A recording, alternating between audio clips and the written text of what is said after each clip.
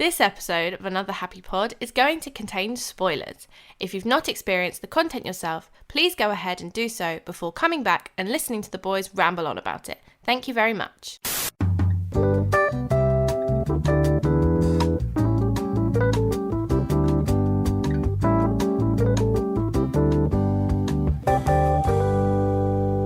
In a world where hatred is monetized and toxicity thrives, we would rather talk about the stuff that we like in the realm of pop culture. We don't always succeed with that, but no matter what, we always keep things lighthearted and fun. This is Another Happy Pod. My name is Lawrence and I'm joined by Nathan. Hello, Nathan. Got a bit of a radio host energy today. I did notice that, yeah, you just came in out of nowhere with this very annoying vibe, if I'm being completely honest with you. Just like a drive time host. Yes. Anyway, I see you. You see me? Yes. Oh, and I see you, Nathan. I have clicked it now. That one took you a while, didn't it? There was a brief moment there where I was like, "Is my camera on? I didn't put it on. Has my camera been on all day?" Someone's not had their morning coffee, it seems. It's true. I haven't had my morning coffee at 7 p.m. at time of recording, but I will. I don't even drink coffee. Are you a coffee drinker? I'll have a coffee occasionally. What's your go-to? I feel like I've never seen you have a coffee. I'll have an iced latte, oat milk. That's not. Is that like a? That's not like a coffee though. In the morning, is it to like wake you up? No, not really. I won't have a coffee at home, but I'll occasionally have like a Starbucks or a Costa or something like that. Yeah. But like I won't just waiting make 20 myself. minutes for your train. The Starbucks is close by. You'll get one. Yeah, but I won't just like make a coffee at home. I also won't just like make a tea at home. I'll usually just make like a juice or just grab a Relentless, as I often do. Just crush 3 cans of Relentless into a 2-liter water bottle, which is definitely something you've never done. Is that right, Nathan? Why are you doing this? I just couldn't believe it. I'm still in awe. I just couldn't do it. It's too much drink for one man. It's not enough, I say.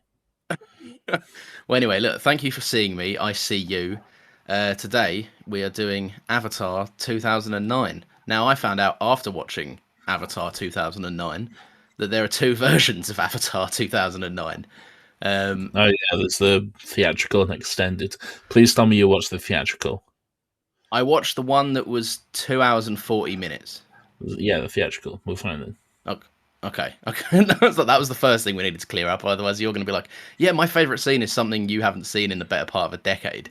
But yeah, a lot of buzz around Avatar recently because of the new way of water. Is it Way of the Water? Way of Water. It's something.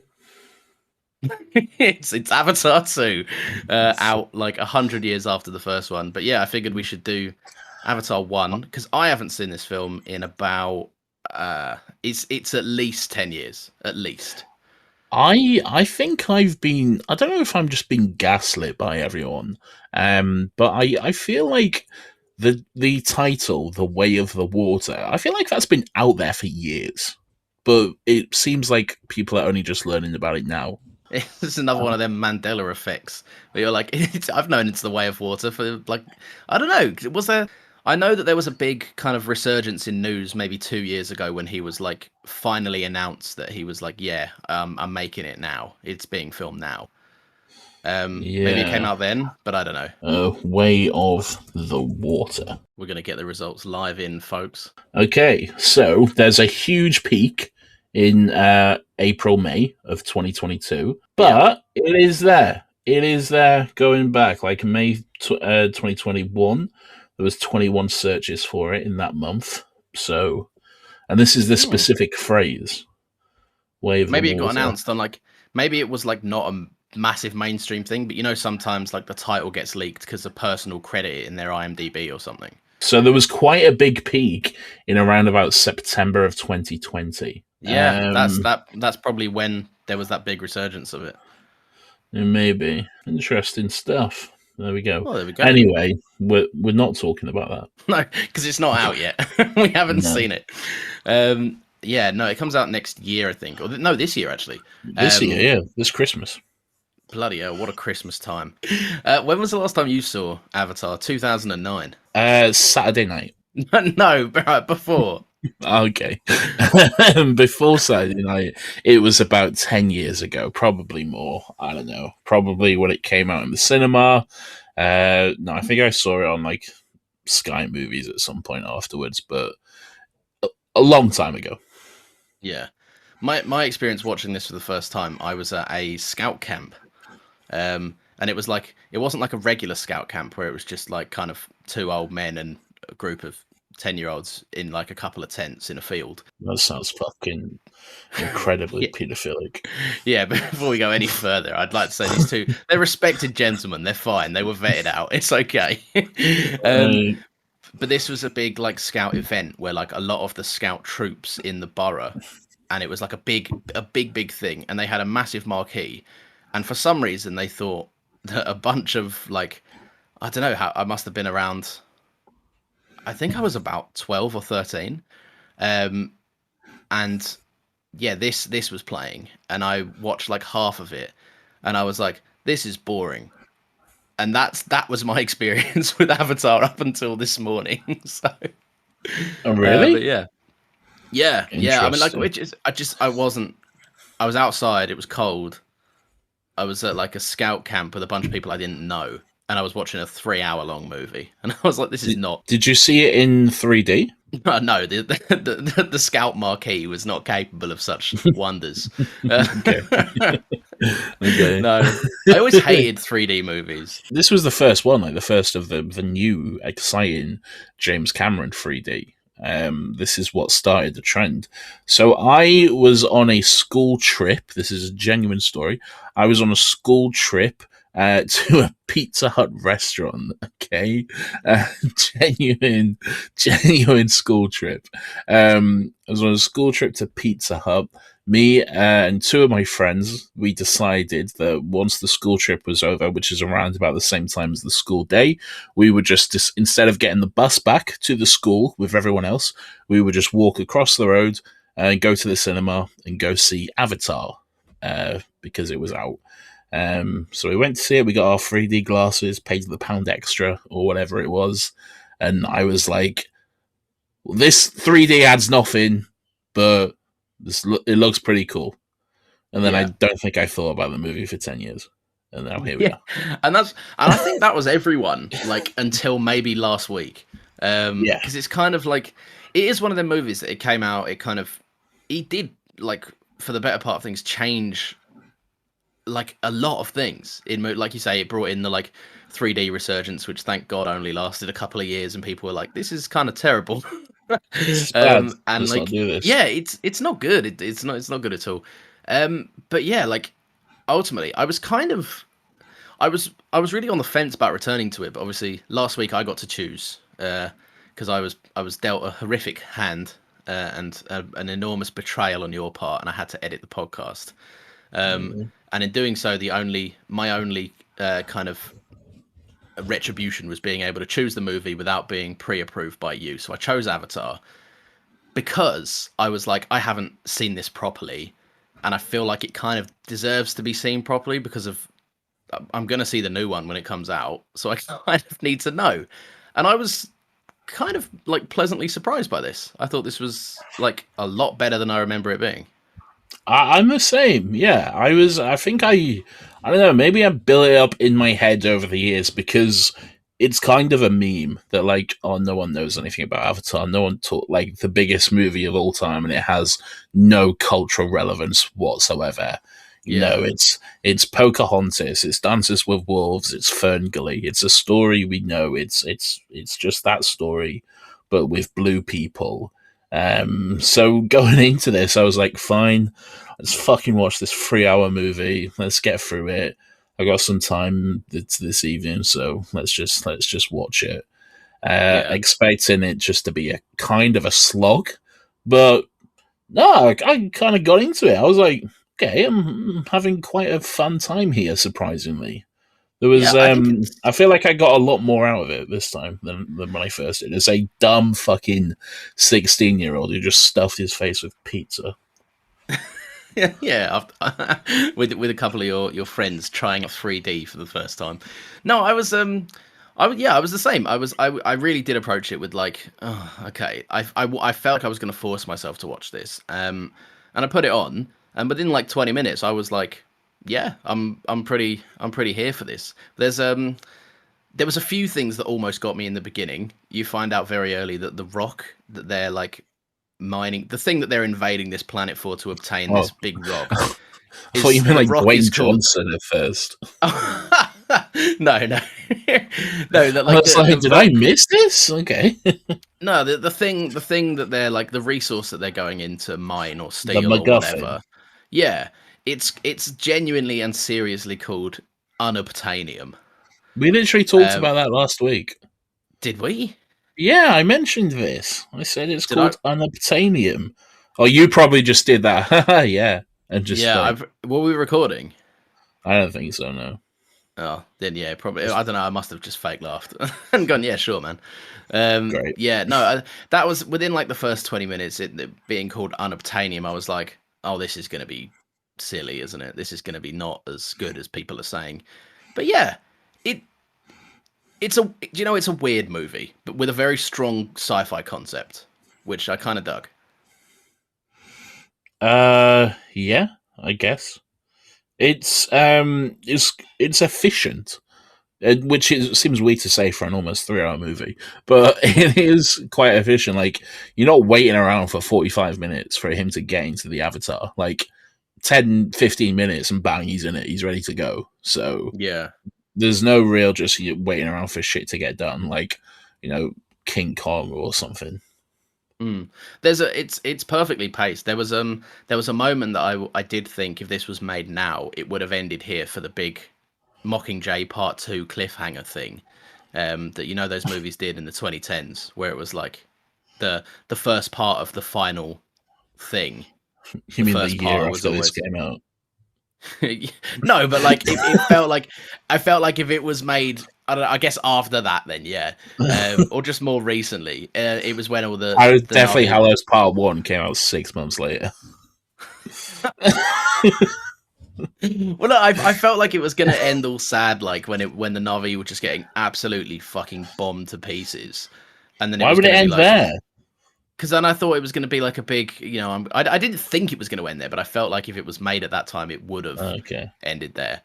Yeah. It would have been a big one of them, like, I'm coming back and I'm gonna fuck you all up, sequels Yeah. kind of thing.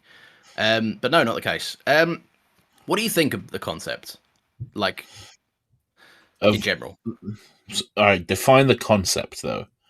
Or like, I guess like some of the themes and the main concept of guy in wheelchair, brother dead, but guy in wheelchair is his brother and can use his avatar and Well, jumps that's in. that's just dumb sci-fi shit. Like, Yeah, it's not offensive. It's not amazing. It's just, we need this so the movie can happen. So here it is. And then you're just like, yeah, sure, a little bit dumb, but sure, all right. This guy, he's got no legs and now he wants to be blue. Sure, I'll buy that. Let's watch this fucking movie. Yeah, it's yeah, a little bit dumb, a little bit stupid, but why not? It pays off, I guess. The the overall like concept and story, it's been done a million times before, and mm. like I said, it's Pocahontas, it's Dances with Wolves, it's Ferngully in the Last Rainforest. This story has literally been told a million times before, and sometimes better. Like Ferngully, I used to watch that movie on repeat as a kid. It was Yeah. great. Robin Williams was great in that. So it's Yeah, absolutely it is the not. tried and trusted trope of like man in war doesn't believe in the side that he's fighting for, spends some time in a different culture and goes, no, you're a better side, and then fucks other side up, previous side up. Yeah. Yeah, it's. I think I don't know. I think. Don't get me wrong. I'm on board for the movie. Like I'm on board. The movie does a great job of using that trope. But like you say, it has been done better, and it was. I feel like James Cameron was hailed as like some groundbreaking. Like this is one of the best plots out there. This is some groundbreaking stuff, and it's like He just made them blue. That's all he did different. I don't think that's the case. I feel like most criticism this movie gets is purely for its visuals. Like, if James Cameron does get any praise for this movie, I think it's more because of the time and and the restraint that he put in. Because like he originally wanted to make this in like fucking the 90s or some shit, but he couldn't because the technology just wasn't there. So he had to wait around and wait for it to get better and shit. And then even when it was at a point, it still took like years to actually make and stuff. Yeah. So as far as 2009 visuals go, how do you think it stands up in 2022? Mostly still incredible. Mostly. Yeah. I think the worst stuff is parts where it's like right at the beginning, like on the spaceship, on the army base and that sort of stuff. There's possibly some moments that could have been reshot or something which don't look great. There's like wonky green screen moments, it seems like, when Jake is just getting off the ship and is landing up on Pandora. A few moments like that, but like from when he's blue, from when he's an avatar and he's like with Neytiri and he's in the actual world, fucking flawless, amazing. Yeah, I think that, and that's clearly it's no surprise that the errors in the visuals are kind of early on, because clearly the focus was on like the 2/3 of the movie where he's in what's the word called? Pandora? Is that the planet?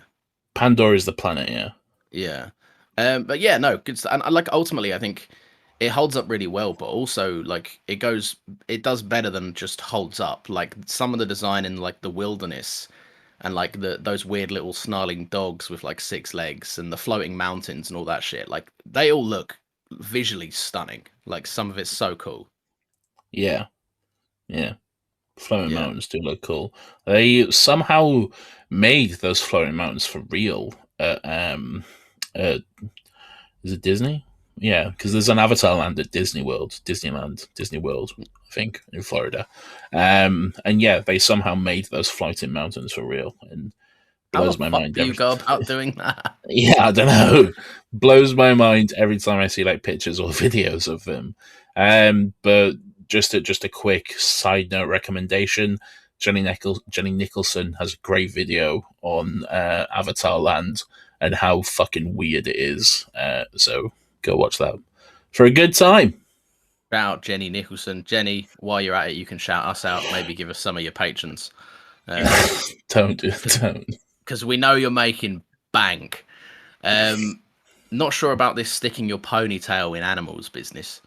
That's something that's felt a little bit. You see, this is another thing that's often joked about, because like it's always Jake, connect your ponytail to the horse, and then you will be one.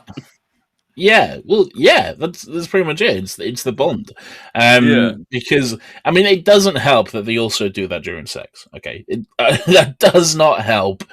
The situation at all. But just fucking today, I saw someone on Twitter say that it's literally just a bond. You connect with the the animal that you ride, because Pandora is a place that's all connected to nature and all that sort of stuff, and you also connect to the one you love. So it's literally just a visual representation of a bond between them. And I read that and I was like, oh, fair. Actually, yeah, okay, fair enough. That tracks. Okay, I can fuck with that. It. So, I get it. It's just quite funny. It is pretty funny. It is pretty funny. I will give you that. It's good. It's good stuff. I liked. There was a few people I wasn't expecting to be in this. You've got. I think her name's Letty from Fast and Furious. She's the pilot. The one that turns on them at the end, but then gets blown up by General Evil or whatever his name is. Okay, so there we go. Big name, someone from Fast and Furious. First of all, I mean, it's pretty big. She's in most of them, and she's like one of the main characters. I could not pick her out of a lineup, but sure, go on. She's currently being held hostage by Vin Diesel, more than likely. You've got Sigourney Weaver, which I completely forgot was in this. Massively. Yes. James Cameron, one of James Cameron's many wives at one point. So. Oh, were they? I believe so, yeah. Oh, James go on, Cameron's been James. married like 20 times. The only thing he's truly married to is cinema, And and the Titanic. the Titanic, indeed, yeah, cries. Um, and the main one is not. It's not like a secret he was in it. Obviously, like he's the main guy. But I just kind of, like you say, this movie has been removed from my brain for the better part of a decade, and I just forgot that it was Sam Worthington in it until like last week. Oh, really? And yeah, like I mean, I knew, but I'd never given it any thought. And so watching him, I was like, I know that voice. And then I saw his face, and I was like, oh, it's Sam Worthington. I forgot about that. All right, let me Um, ask you, how do you know that voice? Because for me, it was the other way around. I was like, oh, this is literally the only thing Sam Worthington has ever done. Really? Yeah, I know nothing of him outside of this. What's he done? Sam Worthington, I'm sure he's done a bunch of stuff. He's where I know him from mostly is Alex Mason in Black Ops. I don't know what that is. You know the numbers Mason, that meme. What's that from? You've played Call of Duty Black Ops. You must have played Black Oh, Ops. Call at of some Duty point. Black Ops. Oh, okay, I have played Black Ops, yeah. Yeah. So Okay. he's Alex Mason in that. And there's bits where he's shouting towards the end, and it just reminds me of Alex Mason being in that room, and he's like, I can't get these fucking numbers out of my head. And I was like, oh yeah, rings a bell. But he's done a bunch of stuff, I'm sure. Hasn't he even done some has he done some Star Wars stuff, or am I thinking of Sam Witwer? You're probably thinking of Sam Witwer, yeah. What else has Sam Worthington done? I don't think he's done anything massive. I'm looking at his IMDb now. He was in Clash of the Titans. Remember that? He was in. Oh yeah, we've all seen Clash of the Titans. Yeah, I'm looking at it now, and it's video games. It is just Black Ops and Black Ops 2, and then Black Ops 4, because I think he's like some sort of playable character. Whilst Black Ops 4 at that point, He's a like, jumping off DLC walls. skin that you get in a loot box that you can do a little dance with, and then Battle Royale. You can perform the Orange Justice as Sam Worthington. I saw a fun interview with him recently where he was like in the first one. I filmed it in like my like late 20s, early 30s, and in the last one, given how long these take to come out, I'm worried that I'm actually going to be in a wheelchair and be like 70 years old because he's pushing 50 at this point. I'm pretty sure. There's no way he was filming the first one when he was in his 20s and now he's pushing 50. That's not how time works. No, whatever he said, but I know he's almost 50 now. But yeah, no, I was emphasizing Nathan for his joke. It was I wasn't even trying to make my own joke. I was just repeating his. It was a bad joke and I don't like it. Well, you can take I don't like Sam him. Worthington. No, You don't like him? What's wrong with him? He's fine. He's a bit bland. Do you think? I think he worked yeah, well in this. he works well, but he doesn't bring anything special to the table. I feel like any number of people could have played Jake Sully, and we would have had an equal to or possibly even better movie. I don't think if you take him out, I don't think it makes or breaks the movie. Whereas on the other hand, he's not like the if you take for the movie. well, he's the main fucking character, so I think, but if you take out, on the opposite side of that, if you take out Zoe Saldana, then I think you do lose something from this. I think you won't necessarily have the same characteristics that she brings to it. Zoe Saldana, I realized this when I was watching it, she is fucking great at screaming. Just angrily yelling at you. She is so great at that stuff.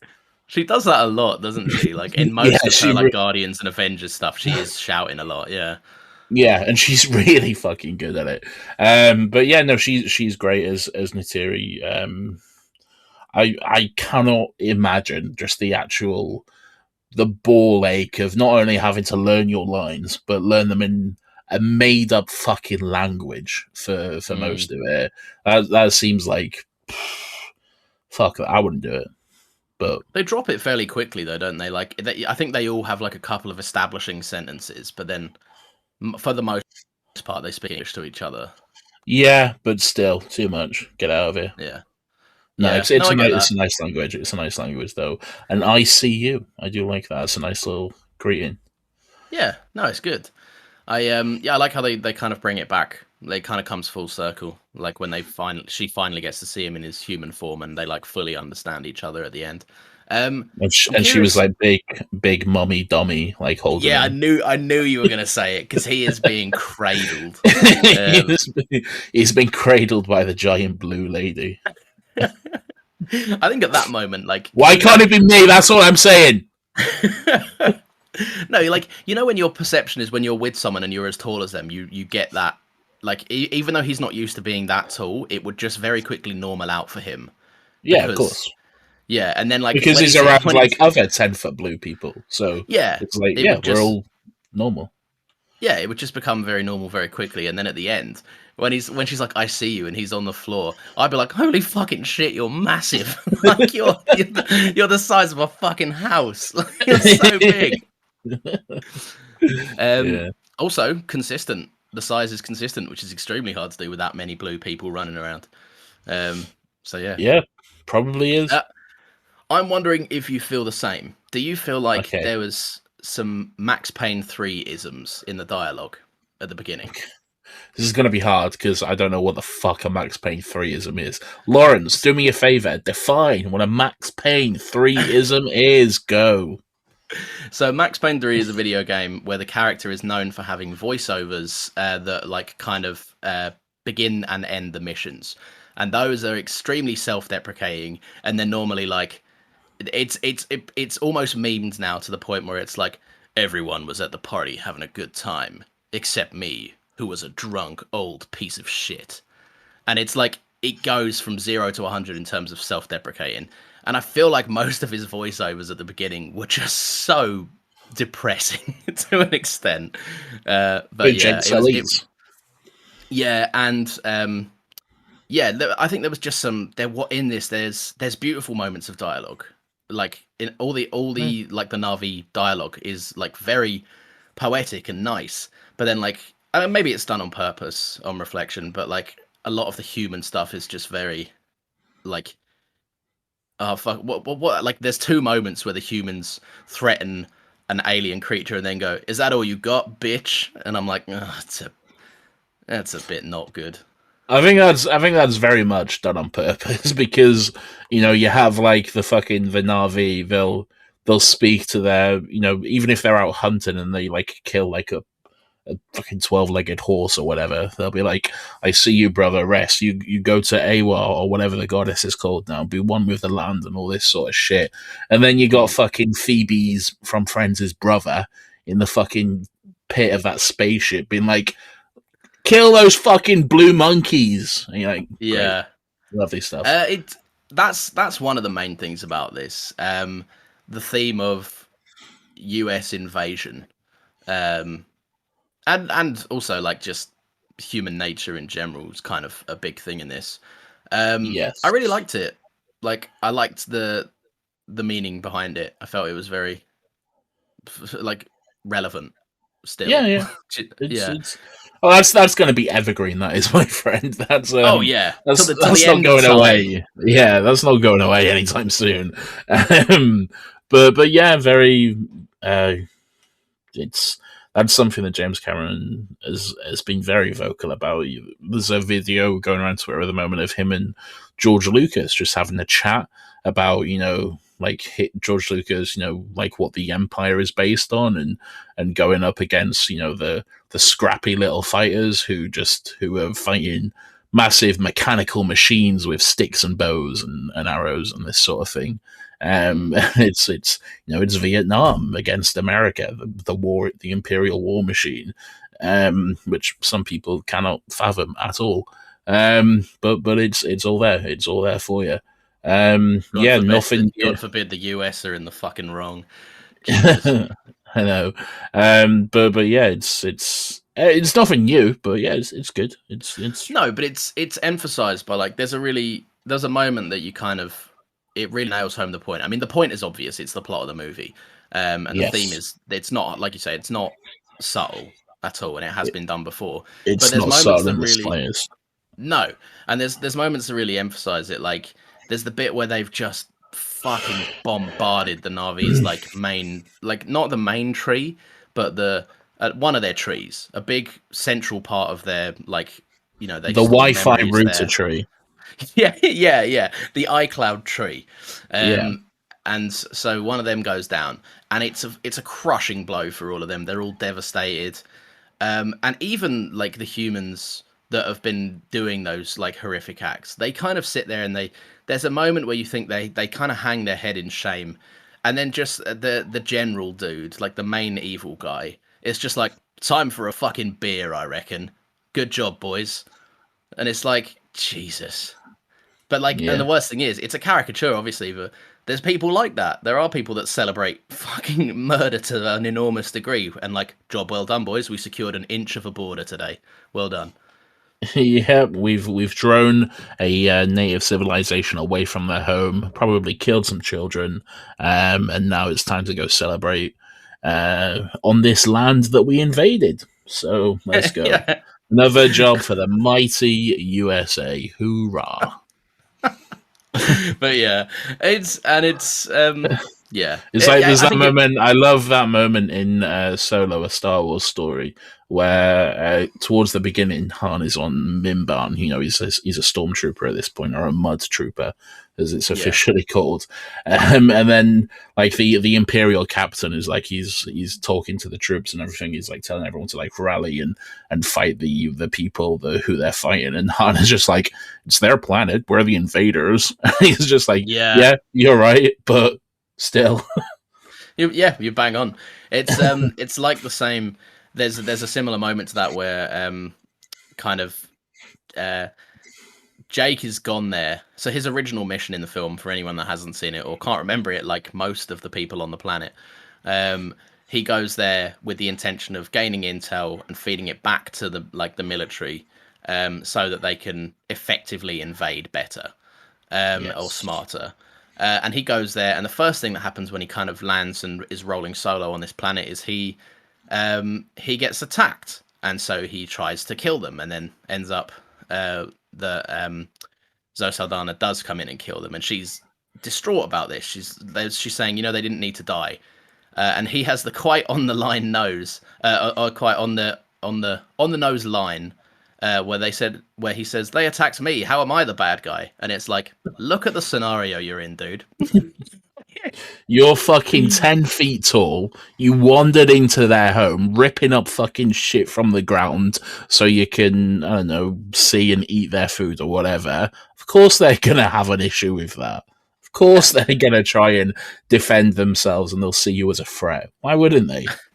And on the larger scale, the US government being like, how dare you guys get cross and fight us back? We're only trying to invade your land and run you out of your homes and kill your children. It's a reasonable thing. Yeah, it's totally reasonable. I do enjoy the way Zoe Saldana says, "You're like a baby." It's it's very good. Like I always find that funny when like someone can't speak like proper English, so the insults just sound so much more offensive when it's like you big baby, you cry. It just makes me laugh. It cuts so much deeper somehow. But yeah, no, it's good stuff. Also, I like that they you're right, because that guy, that general guy, he is such a fucking caricature. And they really do emphasize, like, they have those moments of, like, oh, we got to show how fucking brutal and hard this guy is. So let's just have him just fucking crushing weights every time you see him. All right, let's just have him. He's going to be in the gym. He'll be doing fucking the biggest fucking weight reps you have ever seen in your fucking life. And also, you know that this planet is toxic and you need a mask to just breathe the air. No, not this guy. Fuck it. He's just gonna walk out there and start shooting cunts because he's cool and mean. And I thought that was kind of, there was attention to detail in those moments. Like, yeah, he takes a lot more than anyone could. And I hate to be the one to break it to James Cameron. You take one breath and you can still get poisoned. Like, it's not a case of like, oh, I'll space out my breathing. But there are nice moments where like he is restricted by stuff, and it makes for like really creative battle scenarios. Where like he all he needs to do is just open his little sunroof and shoot Jake, but he's like, I fucking can't breathe in this fucking shit. Which is always quite funny. I do like that his mech robot just has a big fuck off knife on it as well. That's quite it's handy, isn't it? Yeah. When you need to go hand-to-hand combat in your fucking Megazord. It's always good. It's always good to have the option for a little knife. I found it very funny that it was for those big robots don't really have guns built into them. You still have to carry a turret. Yeah. It's like why build not, one why into not just the Iron arm, Man surely. it? Yeah. That did seem very strange, but Also, sure. the same mechanical operating system as real steel, I believe. Only in real steel they can be outside of the robot, so if anything, it's more effective in I don't real know what steel. real steel is, but sure. They reminded me more of the ones from the Matrix. Yeah. Oh, that's actually quite accurate. Yeah. Yeah. Fucking hell, James Cameron. Do you have an original bone in your body?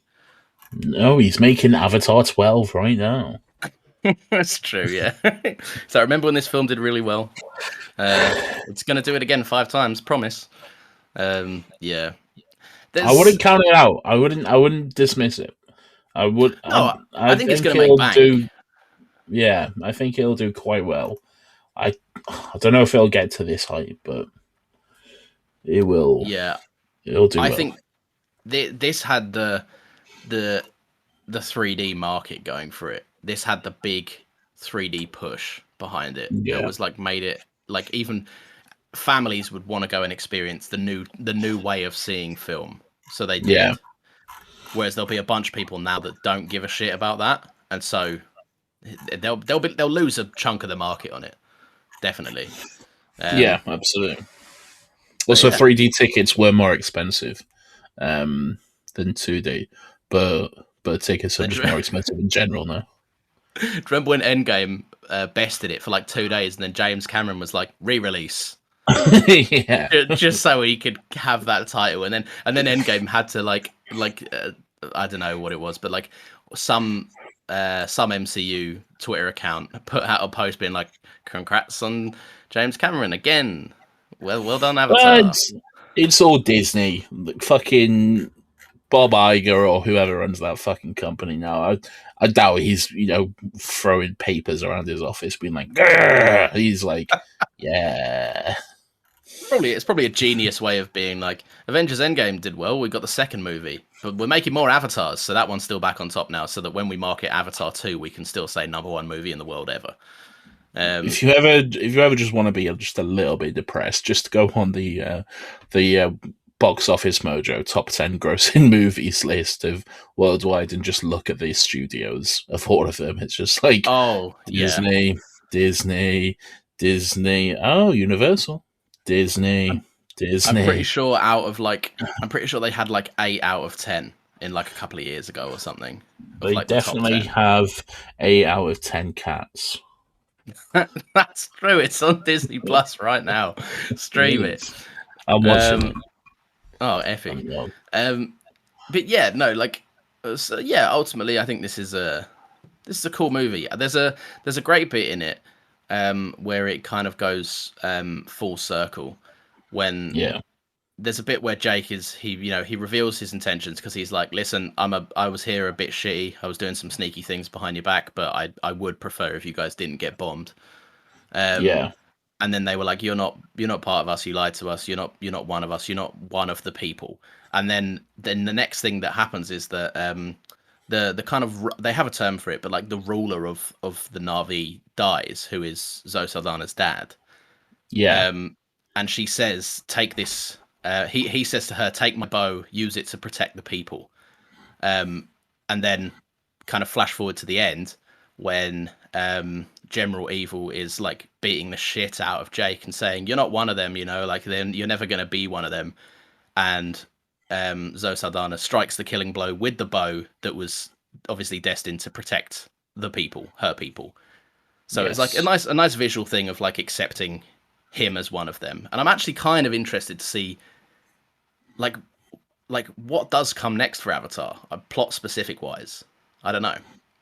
Yeah, I liked that too. I like there's some really great stuff. It's weird because it is definitely a white savior movie. It is. Like, there's no denying that. Yeah. But it's I don't know. There's moments that are quite good. Like I really like the Oh, it's not there for long, but I do like the relationship between Jake and the other guy, the hunter guy in the Na'vi. How like at first they were completely at odds, and the hunter guy didn't accept him as one of the Na'vi. He's a demon in a false body, all this sort of stuff. But then as the movie goes on and Jake proves himself and his loyalty, they actually form like quite a good friendship and that sort of stuff. And I liked that. And I think that I feel like it was a shame that he just died so quickly as well. Like I really would have liked him to stick around. I would have like a lot of people. I feel like a lot of people died in that end fight, which is you need to have stakes, I guess. But I don't know, maybe but save some characters for the for the 5 or the 4 sequels you have planned. Surely. Real quick, worldwide top grossing movies. Number 1, Avatar. At the time, Fox, now Disney. Number 2, Endgame, Disney. Number 3, Titanic, was Fox, now Disney. Number 4, The Force Awakens, Disney. Number 5, Infinity War, Disney. Number 6, Spider-Man No Way Home, Sony, but also really Disney. Disney, yeah. 7, Jurassic World, Universal. 8, The Lion King, Disney. 9, Avengers, Disney. 10, Furious 7, who knows? Probably Vin Diesel himself. He owns it. He owns Fast and Furious. That is depressing, isn't it? That's very sad. Yeah. Listen, I like what Disney put out, but there's room for more things. Please, people enjoy other things. Yeah. There is room for others at the table, and competition is good because competition breeds innovation, or whatever the quote is. So, some stuff. You got to do some creative stuff. The next mind out there, do some crazy shit. Introduce a medium of film like 3D that no one will care about in 2 years, but it will do very well for your movie coming out. I like that he got that big fucking bird. I'm back on the movie now. I like that he got that big fucking bird, that big dragon. But also, I was kind of sad that does that mean he's not got his little bird anymore? Because they made a big deal of you need to build a bond with your bird, and you choose you and he chooses you, and we all choose each other. The one chooses the wizard, Mr. Potter. So they made a big deal out of all of that, and then he was like, "No, I'm gonna get this big one now, I reckon." Yeah, and just jumped off his old one. Is like, don't give a shit where you go. You can fly into the wall and die for all I give a fuck. No, I thought that it may become Zoe Saldana's bird, but then I remembered they're supposed to only take one rider for their entire life, right? Yeah, so now that bird's got no rider, which maybe is better for the bird. Maybe, but we don't know if they enjoy it or not. So that bird could be having the time of its life, like, fucking hell, I won the lottery here, this is solid. Or he could just be circling high above and being like, I'm really lonely up here, what the hell, Jake? Yeah. Yeah. You put your ponytail in me and then you just ditched. This is outrageous. Outrageous stuff indeed. I don't know what the plot of the second one's going to be, because I can't imagine the human race are coming back to get spanked again. No, well, maybe. It's been, 12 years? Something? Enough time for them to have kids and start a family and stuff. I don't know. Difference? I think so. Yeah, it seems like it, because he's got what seems to be 12-year-old children in the trailer and stuff. I didn't watch it that heavily. Okay. I feel like it seems to be that they're staying with the time difference. It's real time, so I feel like there's enough time for them to have another crack at it. But yeah, I don't know what's going on. Who knows? Who bloody knows? I do think it looks quite good though, and again, in 2009, it looked incredible. In 2022, it looks fucking somehow 10 times better, which it already looked pretty flawless, but now it looks super flawless. So I don't know. I don't understand how that's possible. There's a specific shot in the trailer where he's that I've seen people go crazy for, where it's his forearm and he's pulling at something, a rope or something, and you can just see the muscle in his arm flex, and it's Jesus, the texture on that is I know that just people work their fucking ass on making stuff like this look so cool. Exactly. It's like when Toy Story 3 came out, and I was like, Jesus fucking Christ, Yeah.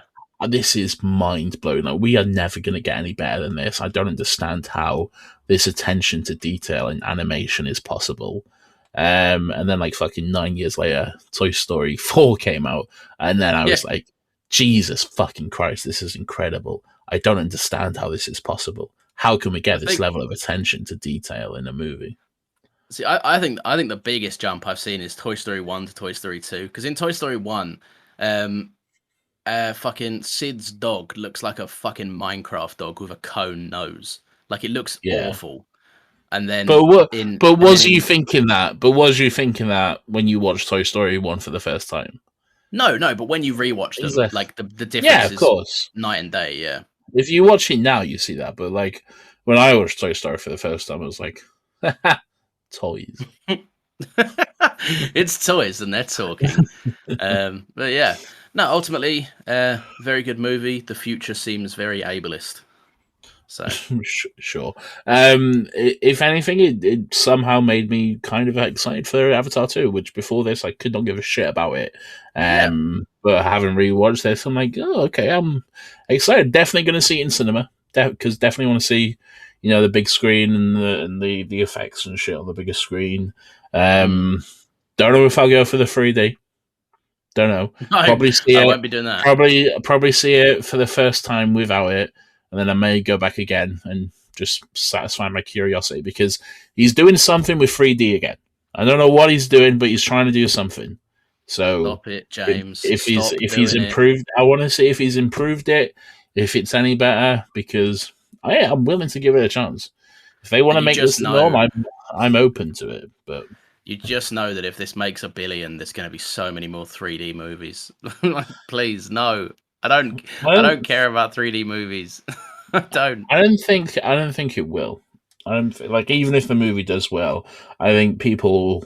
Well, I hope anyway that they'll realize it's not the 3D that did that. But then again, Hollywood never learns the right lesson from anything. So exactly, yeah. So there we go. One final point I'll make: the opening shot of the forestation and the fog really reminded me of an opening shot of a Twilight film. There you are. I don't know why. It's very similar imagery, and it evokes that feeling in me. One last point I will make, and this is a fun fact and an incredible fucking coincidence as well. So when Jake Sully makes his first video log, I don't know what the year is, but it's today's date, like fucking 300 years in the future. Today's date at the time of recording, anyway. Thursday, 19th of May. Yeah. Oh, God, that's fucking weird.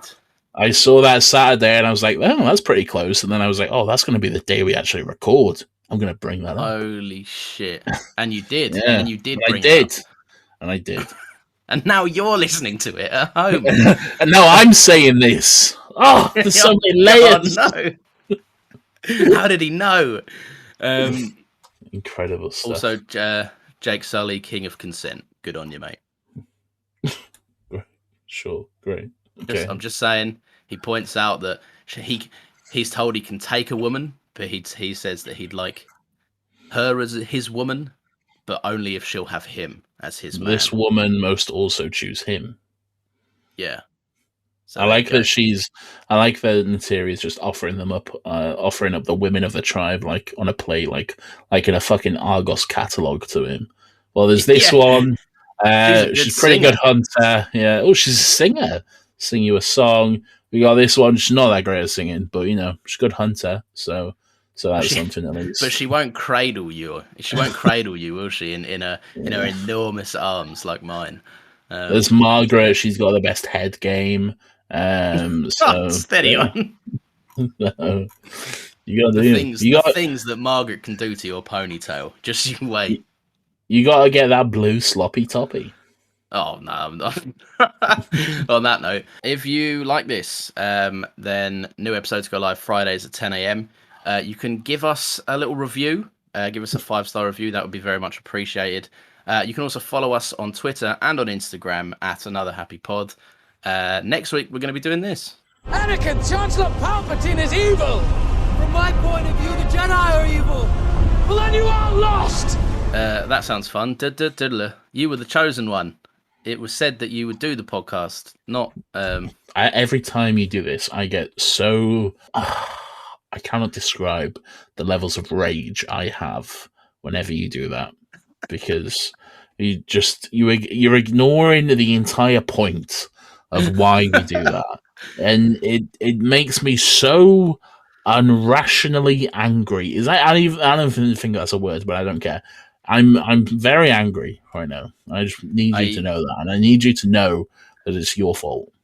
Would you prefer that, or what I did last week, which was where I couldn't remember a single quote from Avatar that was memorable, so I just recorded myself on my phone at 6 a.m. saying it's Avatar?